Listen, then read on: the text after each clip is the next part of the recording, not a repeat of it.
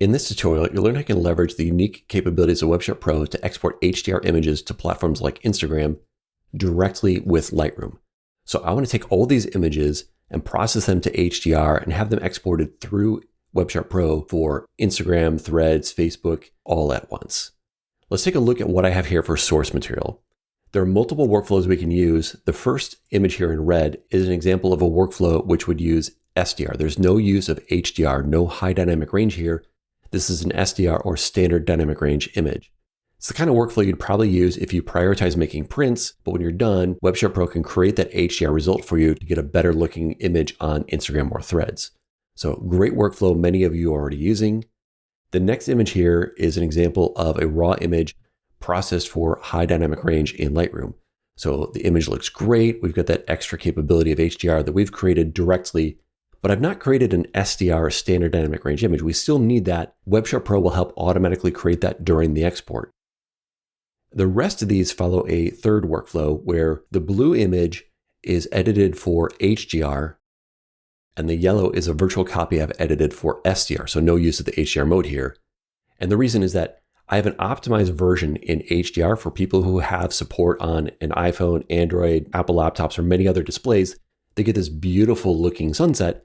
But for those who don't, I'll fall back to the best thing possible on their display. Both of these get combined in the same JPEG gain map file, and Instagram will just dynamically serve the best result to that device. So I'm in complete control. And so you can see, for example, I've got an HDR cityscape here versus the SDR fallback version, the Aurora shot here in HDR versus the SDR, HDR of this temple versus an SDR. And it might sound like I'm doing twice the work to create this, but it's really quite quick. Just to give you one example, this Aurora shot was the most complicated of the four to process, and all I had to do to create this was create a virtual copy, turn off HDR mode, and make two quick edits.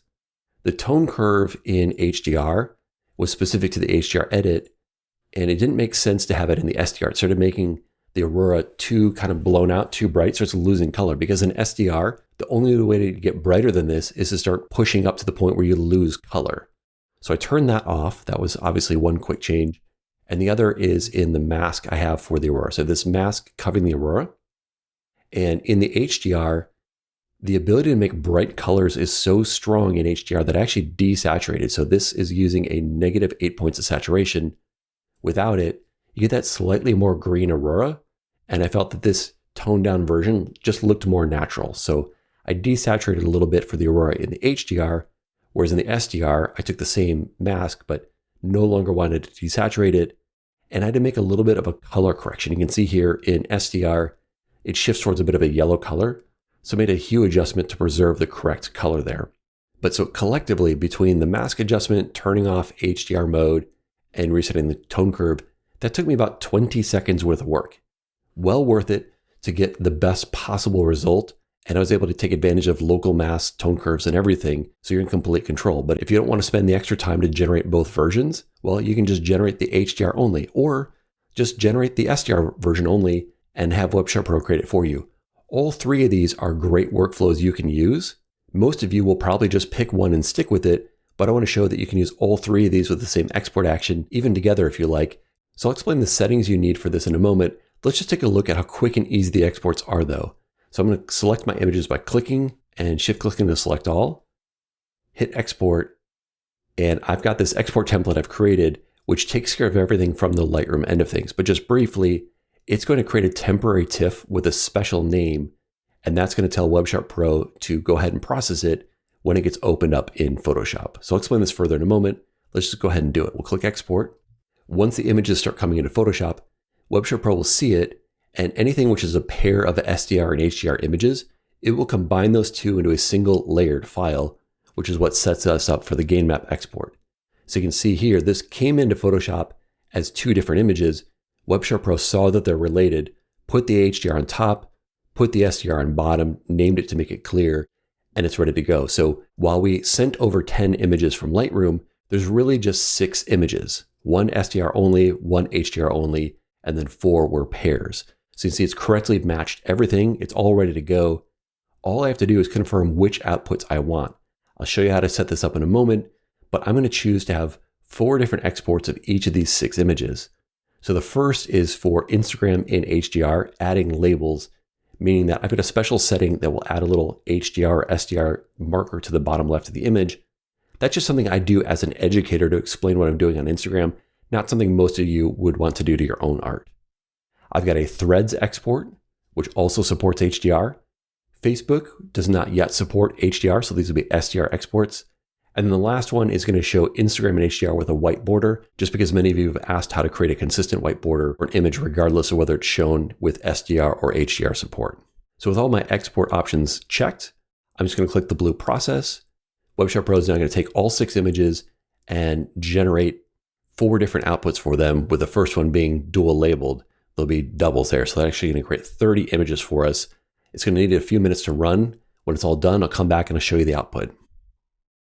So now that the export is completed, WebSharp Pro is just asking for permission to delete the files. These were always meant to be temporary files. They're just copies, not my originals. And you can see they're marked -WSP, batch, and delete. So it's pretty clear they should be deleted, but it's just asking you to confirm, yes, I want to delete them because I don't need to keep them. They're always meant to be thrown away. They're just temporary files. And now switching to the Finder, we can see all the outputs. So it created 30 different files from those inputs. Let's just take a look at what we have here. The first one were the Instagram exports with labels. I'm going to open them up in the Adobe Game Map demo app. And you can see it's labeled as SDR versus HDR on my different images. And so that just makes it very clear to someone who's trying to understand the difference between these on Instagram, something I do as an educator. And just for those of you who have kind of asked about how these HDR labels work, this is showing how much of the HDR version you're getting. In the Adobe Game Map demo app, this is a free app from Adobe that is really nice for game maps. For example, it tells you that the image is an SDR photo with a game map versus an SDR photo without a game map. So it's not HDR. In this HDR image, the way this image is encoded, the HDR label will fade away the closer you get to the SDR result. If you go to the HDR headroom manual slider, you can control a simulation. It's like a soft proof. So here's the full HDR version. And as I bring this in, you fall back to the SDR version. You can see the histogram's clamped and there's no HDR label. So you can see this now matches because in my game map, the SDR version is embedded in the image. It just doesn't show the word SDR, but the more HDR support you have, the better result you would get. So that's one Instagram output. Let's go look at the next. So I've got my Threads export. This is more of a conventional export without any labels. And you just see that these look great. They're in the high resolution that Threads would support. Then we have the Facebook exports. When we open this, you notice these are for SDR because there's no support for HDR yet on Facebook, but they still have the same SDR result automatically handled by WebSharp Pro. And you can see that demo app is confirming it's just an SDR photo, not HDR. And then lastly, here are the images I created with a border for Instagram. And when you open these up, just wanted to show that, this border, whether you have full support or no support for HDR, it's a fixed thing. So WebSharp Pro is creating the border for you when you request it. And then both versions have the same white border or whatever color you pick, just the image would adapt. I'll just add the caveat that in some scenarios, Apple devices may treat a game map as a fixed HDR and tone map it down. So in some cases, your border may dim a bit on Apple devices, but computers and Android will always work correctly using the game map as intended. So let's close that and let's jump back to Lightroom to see how this was all constructed. So remember, again, I just selected my images, hit export, use my template, and then just click the blue button in Photoshop. That was the full process to export. The key is in how to set this up. So if we go to my export template, this is all you need to do to set things up in Lightroom, other than obviously creating your photographs. So I'm going to create an export in a location, which I just generally mark as temp okay to delete. So I know these are files that I'm not meant to keep. It's just a new temporary copy that'll get thrown away. The key then is to rename it, add this -WSP batch and delete capitalized on the B, A, and D. When you have this exact match on your file, that tells WebSharp Pro to go ahead and invoke batch processing. And if you confirm, delete the file when you're done. So it's just a way to make sure you don't accidentally send something you would want to keep. And this is what's going to tell WebSharp Pro to go ahead and process the image when it gets opened up in Photoshop. So that's the last step here, is to post-process and open it up, set it up to open up in Photoshop. For this naming, if you've never done this, go click to the edit option and you can just specify whatever you want, but then literally type out -WSP batch and delete. All this is covered in the tutorial for the Lightroom integration. Just click the tutorials button in WebSharp Pro to learn more, but that's the setup. The one piece here that's kind of new, even if you're familiar with that, are the settings for the export. We need a way to send over both SDR images and HDR, or like these pairs. And the best way to do that is to use TIFF with HDR output and 16 bits. When we use the 16-bit, the images will come through either as a 16-bit HDR or a 16-bit SDR, and WebSharp Pro will know the difference between these and automatically sort it.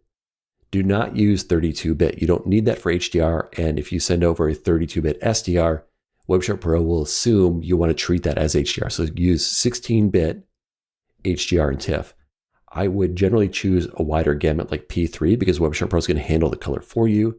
And for compression, there's no reason to compress it because these are going to be TIFF files that get thrown away. So you might as well just choose none because it's faster. Now there is a fourth workflow I'm not showing here, right? We had an SDR source, we had an HDR only source, and then we had images where we gave both.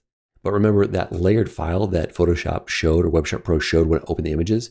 You could do that. You could create a layered TIFF or PSB that had both versions where the bottom layer is labeled as SDR and do that. If you do that, well, when you send over a single file, it won't have layers. TIFF is going to create a flattened copy. So if that's your workflow and you want to use this sort of integration, you would choose original. That will send your image over with layers. It's still going to be a new copy. Original just means in the original format, you're going to send it to a new location you're going to throw away. But that will work great for your layered files.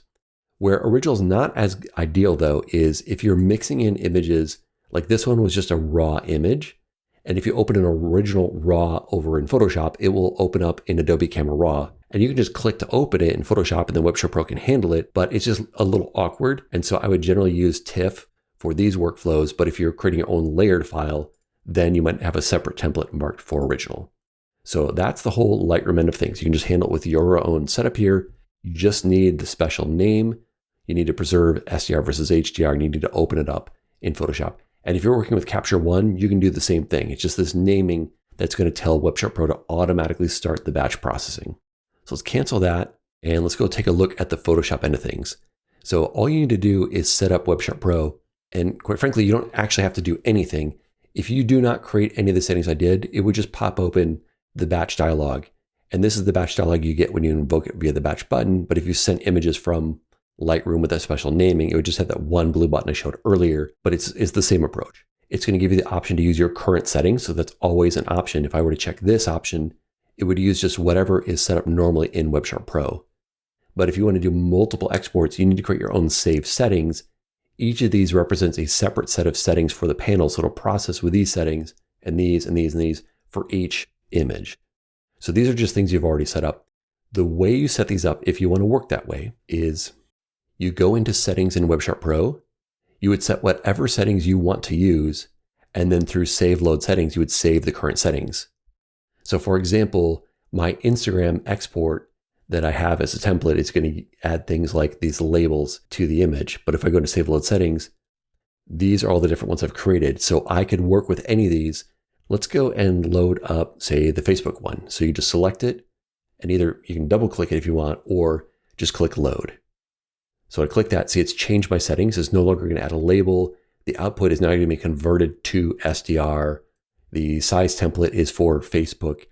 So all these settings were part of what I created there versus if I go in and choose the white border Instagram option, I'm just going to double click to load this. Now it's going to add a border in white. It's using my Instagram post template. I've chosen to use the high resolution for Instagram. My HDR output is going to be preserved. And if it's sent over as an SDR image, will automatically be enhanced from SDR to HDR. So just all the normal settings you'd use in WebSharp Pro, you just create these templates by saving them, and then you can use them during the batch process. So let's try and create one just to show another example. Let's say I want to create one for my website. So I'm going to go and choose to do original ratio 1200 pixels wide. Let's say that that's going to be my preferred sizing for my website. I'm not going to use a border.